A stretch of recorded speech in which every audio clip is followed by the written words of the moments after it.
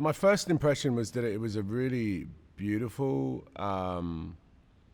fantastical story. It felt like a real exploration for George in terms of the films we know him for. This felt like a little deviation for a little bit, but at the heart of it was a great story with heart and vision and a real sort of sense of nostalgia and history, beauty. I was quite moved by it.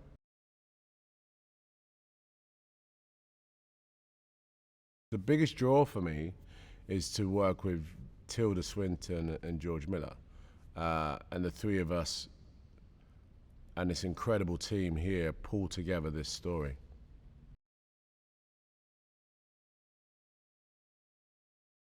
Tilda has been like an incredible partner, just an incredible, she's an amazing actor, a complete majestic figure, right? But not only that, she can really boil down into the very granular details of collaboration, even down to our words that we're each saying. We did many roundtables over possibly 3 years now, almost, about this character, about this story, about their relationship and such. And so working with Tilda was everything I thought it would be and more. I mean, a complete sort of gem of a working relationship, I think.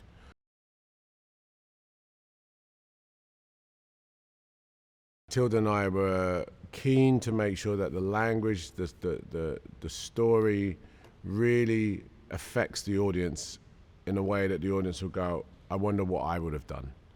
I wonder what, and George is really like, one of the things I learned a lot about from George is about storytelling and how to connect with the audience, just small details from how often an actor who's talking looks away. And while he looks away for those 2 seconds, does he lose the audience or are they drawn in for more? Just the tiniest details that really became this sort of mosaic of information that started to feed his vision and feed our performances.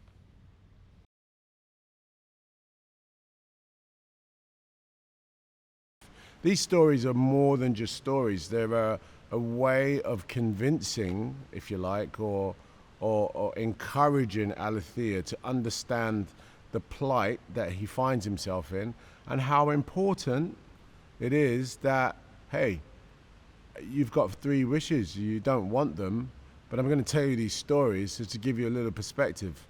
So that is a big key moment for me, and key to understand how to, to approach it. It was key to understand as a performer, why storytelling is so important to the jinn, why these particular stories are really important to Alethea's journey.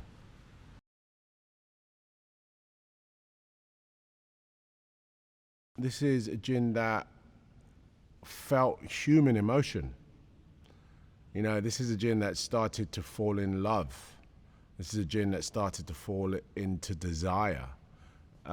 He's immortal, so it's very uncharacteristic for him to start to fall in love, share human emotion, wants and desires in the way that he did. And it was that began to unravel his journey. So these stories were, they're placed in the film as a way of giving Alethea a little background, but in truth, for him, this is therapy.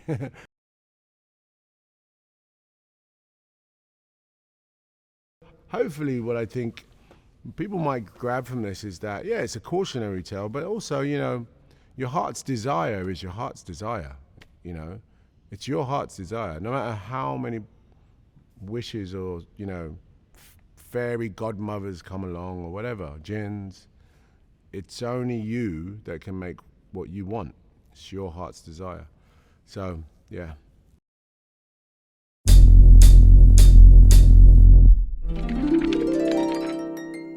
story is true. 孤独を愛する学者アリシアの小瓶から飛び出したのは魔人だった。 What is your heart's desire?